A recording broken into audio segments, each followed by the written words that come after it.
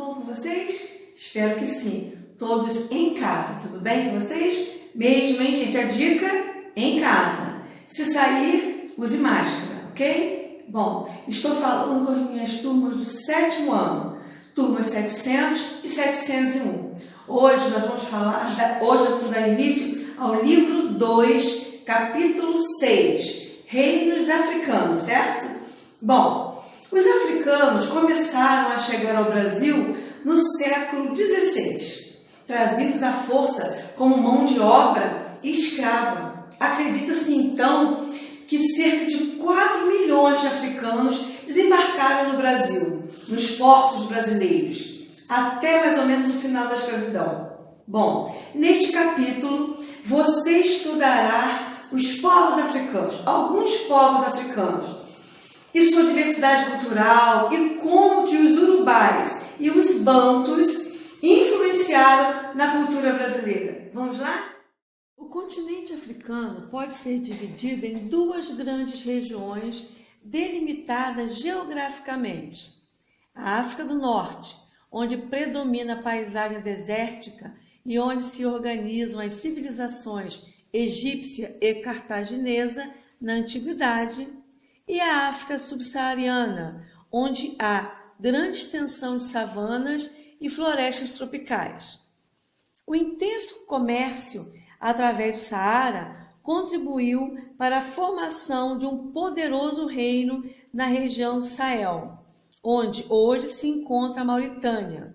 Era o reino de Gana, formado por volta do século IV, a partir da união de aldeias, povoados e outras comunidades que viviam nas proximidades das bacias do Alto Níger e do Alto Senegal. Para fortalecer os vínculos de lealdade, era comum que o Gana se casasse com mulheres das comunidades sob seu domínio. Isso permitia a criação de laços de parentescos, reforçando ainda mais a obediência dos grupos conquistados.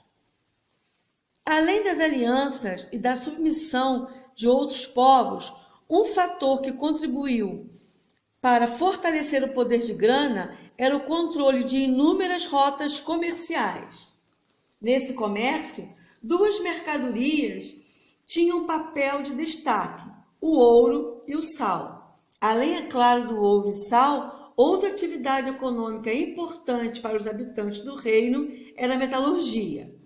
O reino de Gana entrou lentamente em declínio, devido, sobretudo, à disseminação da influência islâmica em regiões subordinadas ao Gana. Isso estimulou conflitos que não só enfraqueceram seus exércitos, como prejudicaram o controle das rotas comerciais que sustentavam o reino. Esse enfraquecimento permitiu que no século XII o reino fosse conquistado por uma nova região, o Reino de Mali.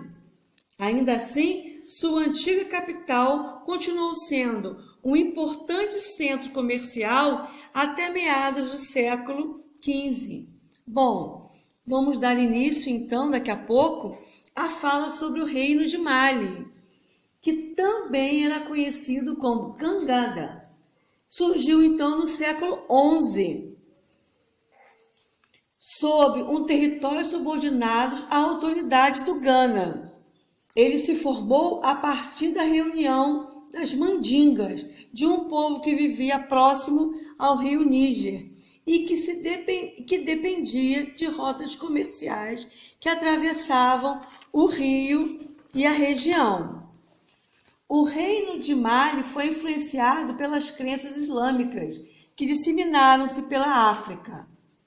Os soldados de Mali se converteram ao islamismo. Porém, nós vamos falar sobre isso um pouquinho.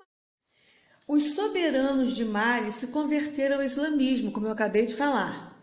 Porém, crenças tradicionais continuaram vigorando no reino, como a de que o rei tinha poderes divinos, sendo visto como senhor da terra e da chuva, ou seja, havia uma mescla entre tradições africanas e crenças islâmicas. Em virtude à não existência de uma unidade política centralizada em Mali, a autoridade de seu soberano enfraqueceu. Dessa forma, os povos que viviam no território de Mali passaram a lutar contra a autoridade do governante. Isso contribuiu para que seu reino se desagregasse entre os séculos XV e XVI. As crenças religiosas dos povos iorubás estavam fundamentadas nos orixás. Como? Bom, os orixás representavam aspectos da natureza e estavam relacionados com os ancestrais fundadores das dinastias iorubás. Cada iorubá tinha que servir a um orixá, assumindo uma série de obrigações. Era uma forma de agradar o seu orixá protetor, em troca de garantia de bem-estar. A crença nos orixás se disseminou no Brasil, em decorrência das relações escravistas, que trouxeram muitos iorubás para serem escravizados na América. Surgiu assim, então, o candomblé, o qual mistura elementos da religião iorubá com o catolicismo. As práticas agrícolas dos povos bantus ajudaram a disseminar esse grupo linguístico por grandes regiões no continente africano. Após a colheita, os povos bantus queimavam o resto da plantação a fim de utilizar as cinzas para adubar o solo. Com essa técnica, exige um terreno que se recupere antes de uma nova plantação. Os bantus, então, precisavam se deslocar em busca de novas terras, disseminando assim um grupo linguístico para outras regiões da África. E agora vamos falar sobre o Império Rosti. A população do Império Rosti acreditava-se que seu rei tinha poderes mágicos, sendo capazes de controlar os fenômenos da natureza e os animais, além de poder matar qualquer pessoa. Essa crença contribuía para a manutenção da ordem dentro do Império Rosti, que era governado pelo rei Rosti, já que fortalecia a sua autoridade.